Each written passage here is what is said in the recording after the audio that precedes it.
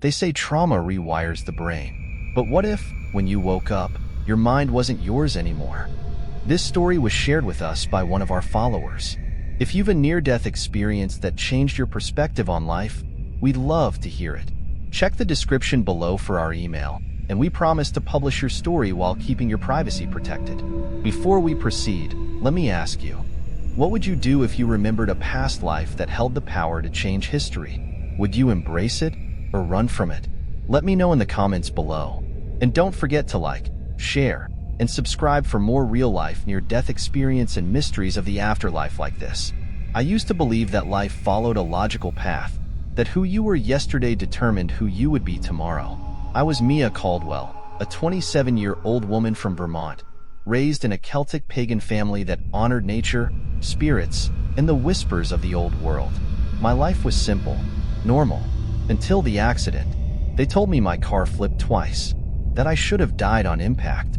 But when I woke up in the hospital 3 days later, something was wrong. My mother wept at my bedside, gripping my hand. But when I spoke, her face turned pale. Because the words that left my mouth weren't in English. They weren't even in a language I had ever known. And from that moment on, my life was no longer my own. I never thought of myself as someone extraordinary. I was just Mia Caldwell, 27 years old, born and raised in Vermont, where the forests stretched endlessly and the seasons dictated the rhythm of life. My family had roots deep in Celtic paganism, an ancestry that whispered through our traditions like wind rustling through autumn leaves. We honored the solstices, celebrated the phases of the moon, and believed that nature was alive, listening, watching, waiting. But I wasn't some ethereal woodland witch. I lived in the modern world. I had an apartment with a perpetually dying houseplant, a Spotify playlist that jumped from Fleetwood Mac to The Weeknd, and a cat named Salem who cared more about his next meal than my existential dilemmas. I worked for a conservation nonprofit, spending my days knee-deep in soil, measuring air quality, and teaching kids why trees mattered. Science and spirituality coexisted peacefully in my mind. One measured the world, and the other gave it meaning. It was a quiet life, a normal one. And then, it wasn't. It started with rain, not the gentle kind, but the relentless, hammering sheets that turned roads into mirrors and blurred the world into a smear of gray. I had been driving home from work, exhausted, my mind drifting between thoughts of dinner and an overdue Netflix binge. The road stretched ahead, slick and empty. Then, headlights. Bright, too bright. A truck, veering into my lane. The screech of tires. My hands yanking the wheel. The world flipping, once, twice. And then, nothing. No pain, no fear, just darkness. When I woke up, the first thing I saw was my mother's face, streaked with tears, her hands clutching mine as though she could keep me tethered to this world. I tried to speak. I wanted to tell her I was okay, that I had made it through. But the words that left my mouth weren't English. They weren't even my own. A hushed murmur in the hospital room.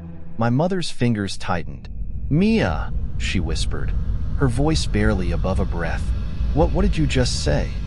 Confusion churned in my mind.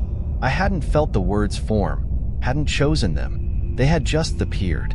My throat was raw, my head heavy. I tried again. "I don't know."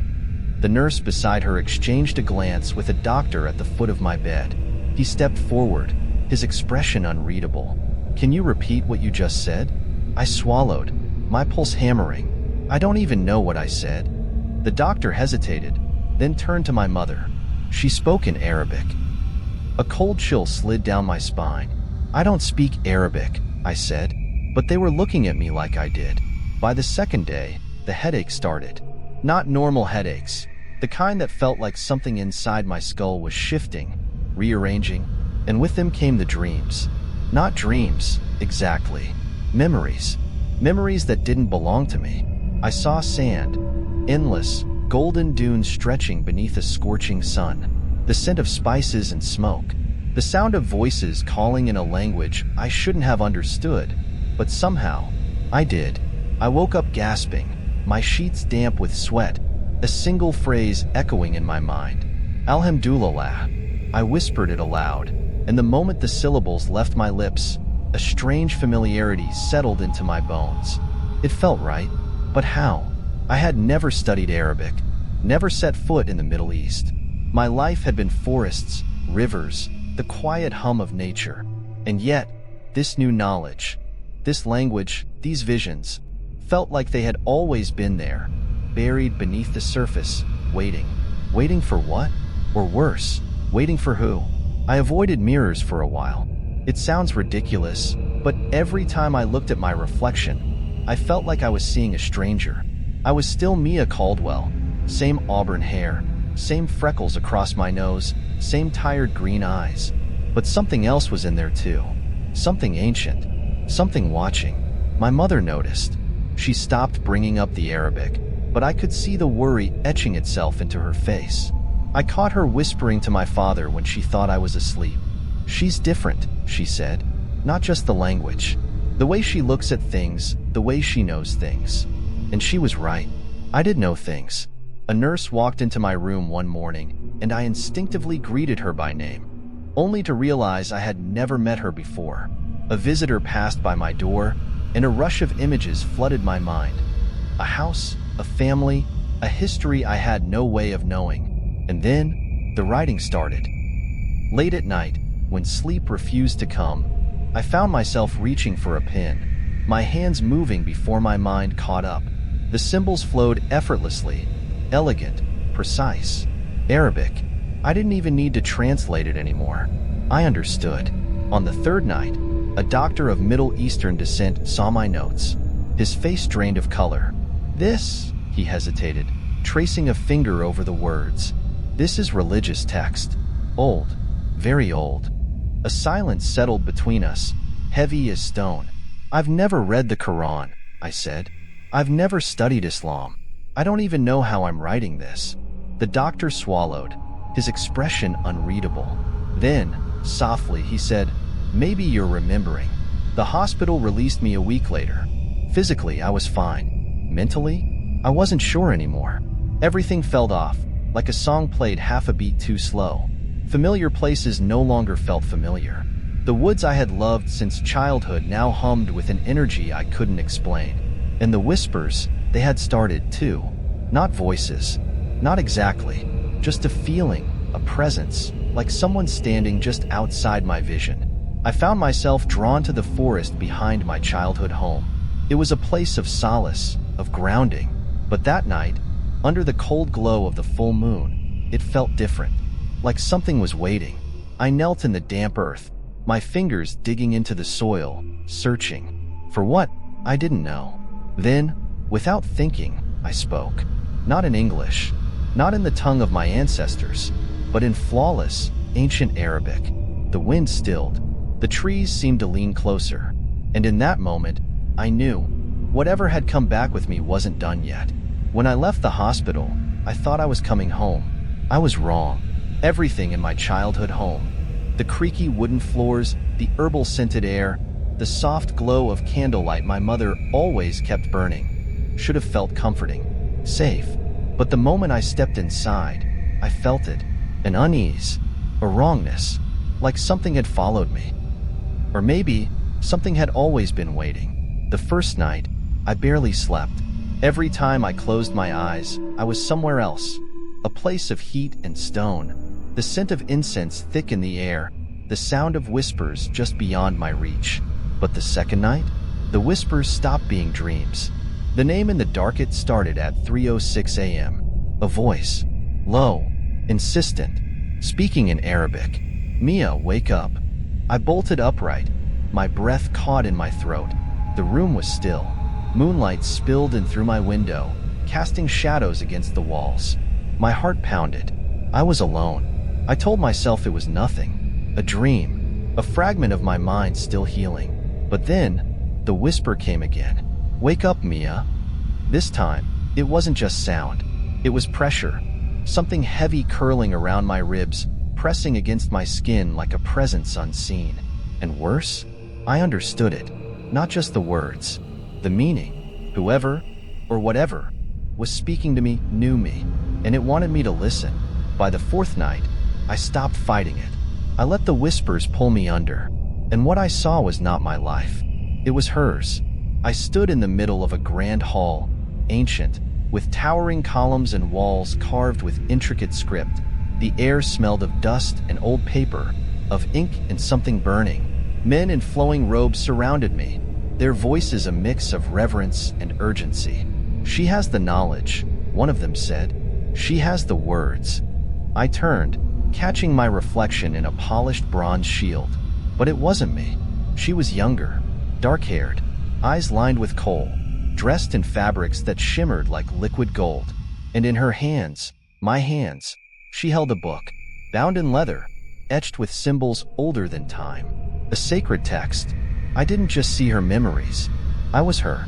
And the moment I realized it, I felt something shift, like a door unlocking. And suddenly, I was back in my bed, drenched in sweat, my pulse racing. But the knowledge remained. I had lived a life before this one. And that life was trying to find its way back. I told no one. Not my mother, not my friends. Who would believe me? So I tested it myself. The next morning, I sat at my desk, opened an empty notebook, and waited. Sure enough, the words came. My fingers moved on their own, etching symbols onto the page, their meaning unfolding in my mind like a book I had read 1,000 times. I didn't just write in Arabic. I wrote in ancient Arabic, passages that belonged in religious texts, verses I had never studied, never seen, but knew as if they had been branded into my soul. And when I read them aloud, the air around me hummed. It was power, old, waiting, and it was waking up. I needed answers.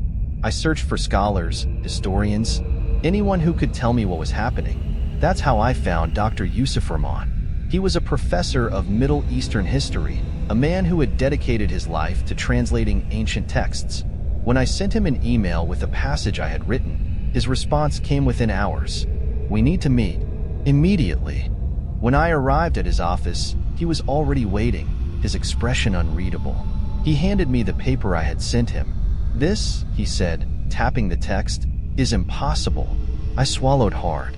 "Why?" He looked up, his gaze sharp. "Because this passage hasn't been seen in over 1,000 years." My breath caught. "What do you mean?" "This script belongs to a lost sect," he said. "A group of scholars and mystics who believed knowledge itself was sacred. Many of their texts were destroyed. What remains is scattered, incomplete." I stared at the page. My own handwriting, my own words. "So how do I know it?" I whispered. Dr. Rahman hesitated. Then, he met my eyes and said, "Because you were one of them." Stayed shut. I should have walked away. I should have ignored him, burned the pages, pretended none of it was real. But something inside me needed to know. So I kept digging. And the deeper I went, the more the dreams changed. "What? Why?" He thrust a book into my hands. An old one, handwritten. The pages were fragile, but the words on them sent shivers down my spine. A prophecy. When the lost guardian returns, the keepers of silence will rise. I looked at him, dread curling in my stomach. The man in black, he's one of them, isn't he? Dr. Rahman nodded. "They are the ones who erased the texts, the ones who killed the last guardian." His voice dropped to a whisper. "And now, they've come for you." I ran, not just from them, from the truth, from myself. But the more I ran, the more the memories forced their way in. The words I wrote in my sleep became clearer. The mark on my skin grew darker. The vision sharpened into something undeniable. I was remembering too much, and it was killing me. Every night, I woke up gasping for air, my body drenched in sweat, the whispers clawing at my mind. "Open the gate. Finish the ritual." I didn't know what they meant, but I knew that if I didn't find out soon, I wouldn't survive. I followed the memories to the desert. It didn't make sense. I had no reason to be in Egypt. I had no money, no connections. But something pulled me there, guiding me step by step. And when I arrived, I knew exactly where to go. Beneath the ruins of an ancient temple, buried beneath centuries of sand, lay a chamber no one had set foot in for 1,000 years. But I had, once, before, and when I touched the door, the symbol on my wrist burned. a searing pain that nearly brought me to my knees. I knew what was inside, and so did they, because when I turned around, the man in black was waiting. And this time, he wasn't alone. The sandstorm hit just as they moved toward me, a violent wind swallowing the world in a blinding haze. I didn't hesitate. I pushed the door open and stumbled inside, sealing it behind me. And then, silence. The air inside was heavy, thick with the scent of ancient stone and something else, something alive.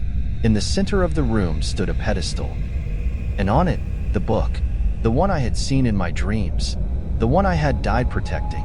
I stepped forward, my pulse hammering, and as my fingers brushed the cover, the chamber shook.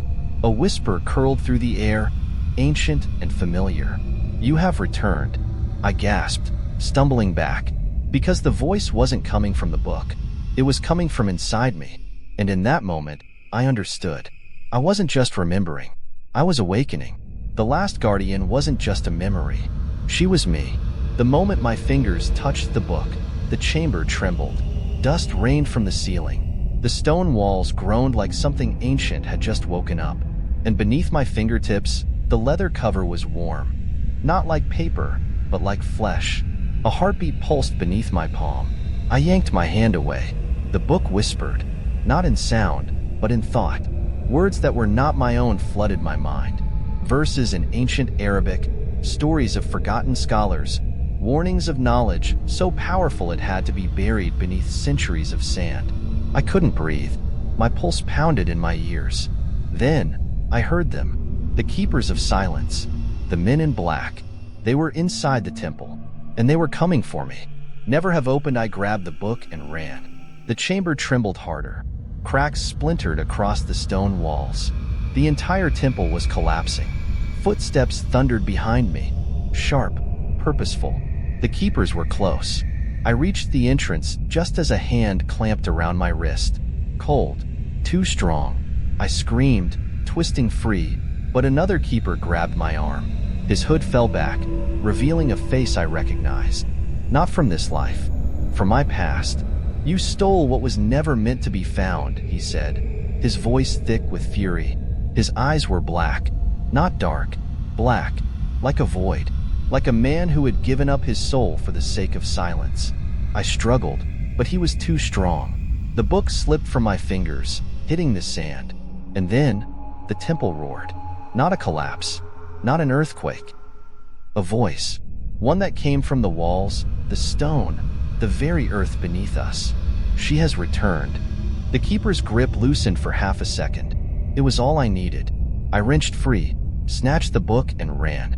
I didn't stop running until I was miles away from the ruins.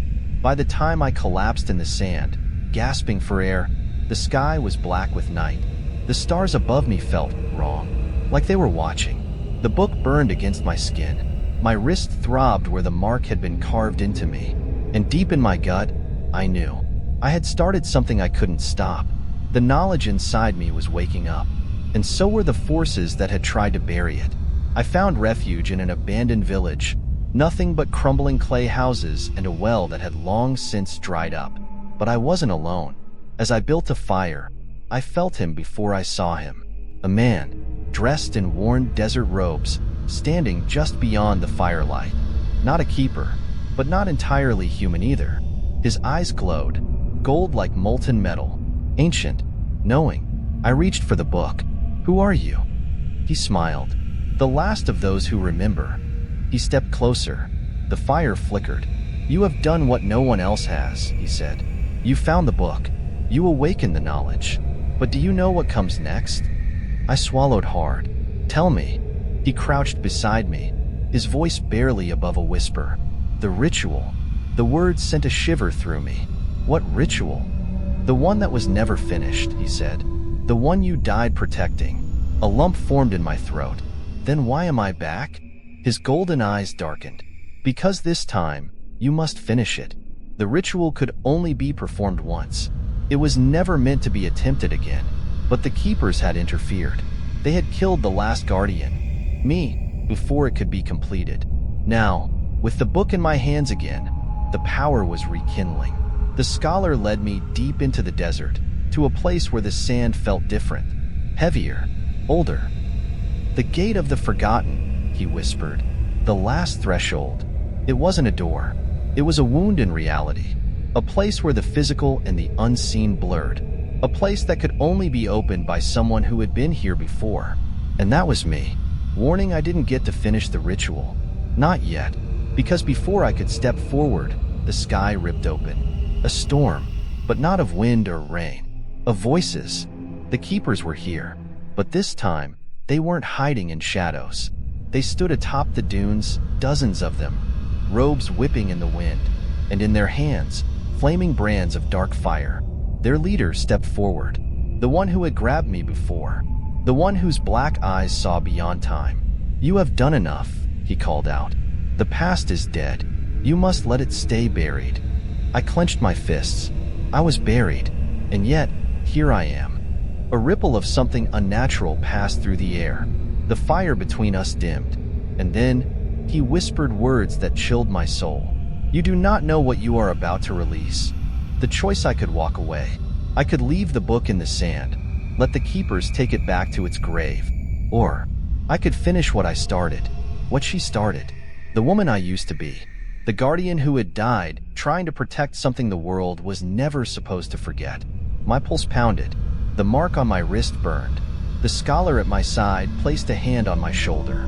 "Whatever you decide," he said softly, "know this, the truth is never safe." I stepped forward. The wind howled. The keepers tensed. I placed my hands on the gate of the forgotten. And then, I spoke the words that had been silenced for 1,000 years. The moment I spoke the words, the desert trembled. The keepers lunged toward me, their dark fire crackling, their hoods whipping back in the howling wind. But they were too late. A pulse erupted from my hands, spreading through the gate of the forgotten. The ancient stone beneath me cracked, glowing with lines of golden light. The keepers froze. Their leader, the one with black eyes, stared at me with something I had never seen in them before. Fear. Then, he whispered something that sent ice through my veins. "You don't know what you're awakening." And before I could react, the gate opened. Light poured from the gate, blinding, overwhelming. The air hummed, vibrating through my bones.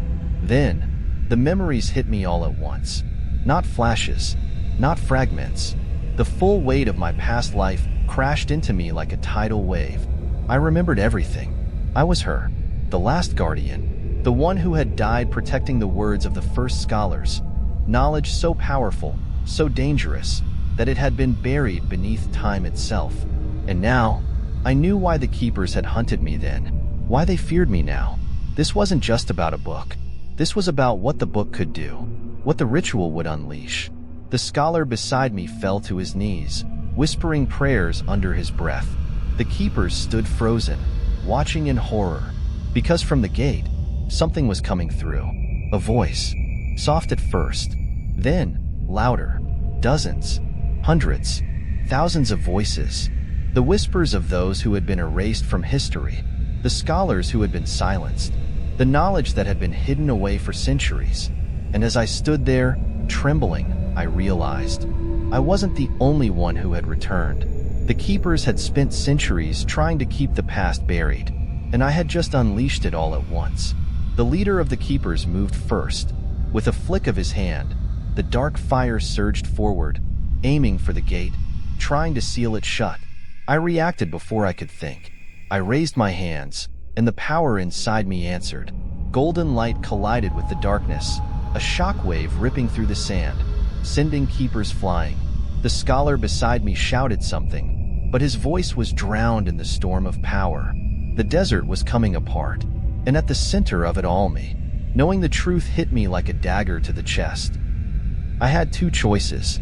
I could finish the ritual, unleashing the full knowledge of the forgotten into the world, or I could seal the gate forever, letting the truth remain buried, safe from those who would use it for destruction. The keepers had spent centuries fearing the knowledge, but if I opened the gate fully, there would be no turning back.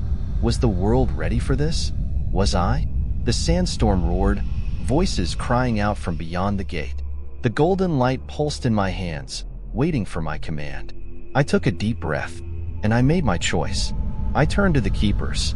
"I know why you tried to silence this," I said, "but you were wrong." Their leader's expression darkened. "You don't understand what's at stake." I stepped toward the gate, my power burning through me. "I do now." Then, with my final breath, I spoke the last words of the ritual, and the world split open, beginning light, endless, searing light. For a moment, I felt everything, every voice, every lost name, every forgotten truth. Then, just as suddenly, silence. The storm vanished. The wind stilled.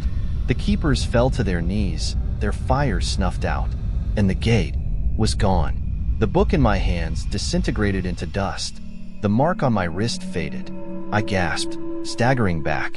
The scholar caught me before I collapsed. "It's done," he whispered. The past was no longer buried, and neither was I. I didn't go back to my old life. I couldn't. The world had changed. I had changed. The keepers had scattered, their power broken, but their fear still lingered, because the truth wasn't hidden anymore. It was out there, waiting, and this time, I would protect it, not as Mia Caldwell, but as the last guardian, as the first of the remembered, and maybe, just maybe, as something more. Mia Caldwell's story is more than just a tale of reincarnation or lost knowledge. It is a warning and a revelation. She was never supposed to remember. The Keepers of Silence made sure of that, but fate had other plans. Through her journey, we witnessed the terrifying weight of history, the power of forbidden knowledge, and the eternal struggle between those who seek truth and those who wish to control it. Mia was given a choice, to keep the past buried or to unleash its secrets into the world. And in the end, she chose to remember. But what does that mean for the world now? The Keepers have fallen, but fear never truly dies.